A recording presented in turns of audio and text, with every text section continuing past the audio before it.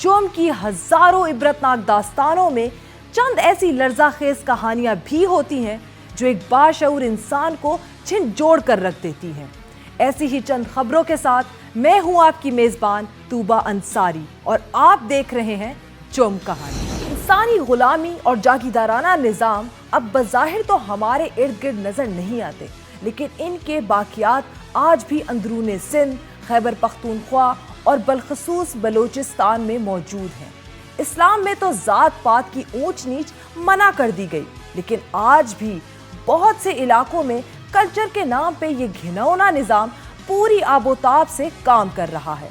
इसके मनहूस चेहरे को चमकाने वाले कोई आम लोग नहीं बल्कि ताकतवर वडेरे हैं, जिनके कब्जे में चंद एक नहीं बल्कि सैकड़ों इंसानों की जिंदगियां हैं। हत्ता कि उनकी अपनी आल औलाद में से भी कोई जी शऊर उनके मकरू अमाल की मुजम्मत करे तो वो उनके भी एताब का निशाना बन जाता है। बरखान में पेश आया एक दिल खराश वाकया, जहां एक वडेरे ने पूरे खानदान को बनाया यरगमा। यकीनन ये सब सुनकर कोई भी इंसान हैरान जरूर होगा कि 21वीं सदी में भी एक आज़ाद मुल्क और मुसलमान मुआशरे में लोग गुलामी से भी बदतरीन जिंदगी गुजारने पर मजबूर हैं। और इसका जीता जागता सबूत तब सामने आया जब बलूचिस्तान के इलाके बारखान से एक औरत की दिल दहला देने वाली वीडियो मंजर-ए-आम पर आई। इस वीडियो पर भी शायद पूरी कौम का ध्यान न जाता अगर उसके चंद रोज बाद ही बारखान के इलाके कोहलों के एक कुएं से 3 बदहाल और मसख शुदा लाशें न मिलती।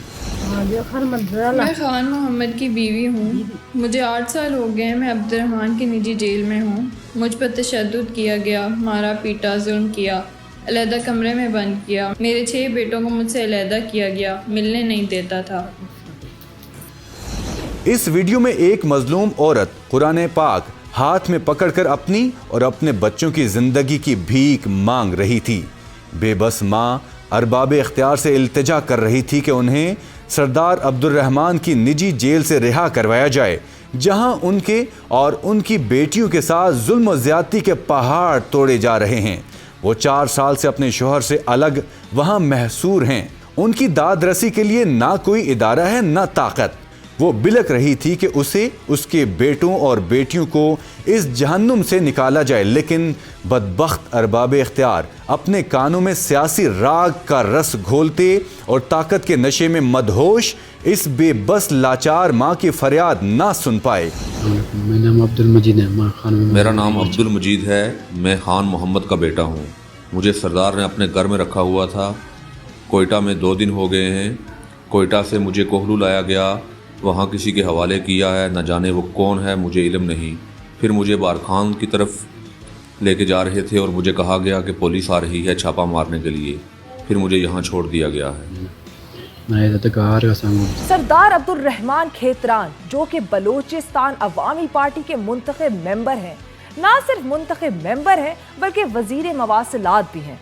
मुतासरा और मुबैना तौर पर मकतूला गिरनाज बीबी के शोहर खान मोहम्मद मरी का कहना है कि उनकी अहलिया और 7 बच्चे पिछले 4 साल से बलूचिस्तान के वजीर मवासिलात सरदार अब्दुर्रहमान खेतरान की निजी जेल में कैद हैं और खान मोहम्मद अपनी जान बचाकर छुपे बैठे हैं। उनका कहना था कि अपने खानदान के लिए आवाज उठाने वाले वो वाहिद इंसान हैं, इसलिए वो रिपोर्ट दर्ज करवाने के लिए भी सरदार अब्दुर्रहमान खेतरान के इलाके में जाने से डरते हैं, क्योंकि सरदार किसी भी सूरत में किसी गवाह को जिंदा नहीं छोड़ने वाला। इससे पहले माजी में भी सरदार चंद लोगों को सिर्फ इस वजह से मुबैना तौर पर कत्ल करवा चुका है कि वो उसके खिलाफ गवाही देने की ताकत और मालूमात रखते हैं। जुर्म ये था कि मुझे सरदार अब्दुर्रहमान 30 मार्च में ब्लैकमेल किया कि बेटे नईम शाह के खिलाफ गवाही देना के करोड़ों का केस बनाया था। तो मुझे झूठा गवाही के लिए तैयार किया, ब्लैकमेल किया कि आप या नईम शाह के खिलाफ गवाही देना, ना तो आपको फैमिली नहीं मिली। और कामों के लिए भी मुझे मजबूर किया, मुझे ब्लैकमेल किया कि आपको ये कामें करना है तो आपको फैमिली खानदान मिल जाएगा, ना तो आपको फैमिली नहीं मिल जाएगा, आपको भी शूट करूँगा। मेरा सारा माल सामान सारा सरदार अब्दुर्रहमान के घर में था।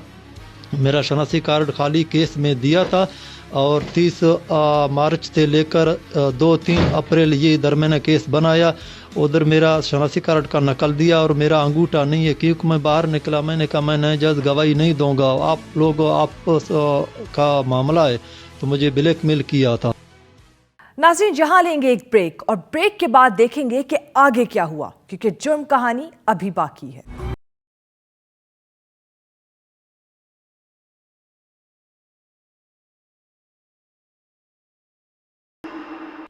बेचारे छोटे भाई को क्या पता था कि इमरान किन हालात से गुजर रहा है और वो उसके अंदर छिड़ी जंग से अनजान था। उसे क्या पता था कि दोनों भाइयों के दरमियान होने वाली मामूली बहस पर इमरान कलाशनकोफ निकाल लेगा। तैश में आकर इमरान ने अपनी वालिदा और छोटे भाई पर बंदूक से गोलियां बरसा दी। इमरान का अपने छोटे भाई के साथ झगड़ा कोई भड़ास थी या इसके पीछे कोई पुरानी बात थी जो रद्द अमल इतना सख्त था? ये सच्चाई तो शायद अब कोई ना बता पाए, क्योंकि इस मामूली तकरार ने इमरान को खूनी खेल खेलने पर मजबूर कर दिया था और यूं एक हंसता बसता घर उजड़ गया। फायरिंग से शदीद जख्मी और खून में लथपथ अपनी माँ और छोटे भाई को देखकर इमरान मजीद हवास बाख्ता हो गया। उसे समझ न आया कि वो जज्बात में आकर ये क्या कर बैठा है। बदहवासी और नताइज का एहसास होने पर बदनसीब इमरान ने उसी कलाशनकोफ से अपनी जान भी ले ली। तफ्तीशी अफसर का कहना था कि मुतवफ़ी की खुदकुशी की वजह यही है कि उसको अपनी गलती का एहसास हो गया था। 24/2 को रात को इस तरह हुआ कि हमें इत्तला मिली कि वहाँ एक घर में जो है ना वो फायरिंग हो चुकी है और कई अफराद जो है ना वो जख्मी हो चुके हैं।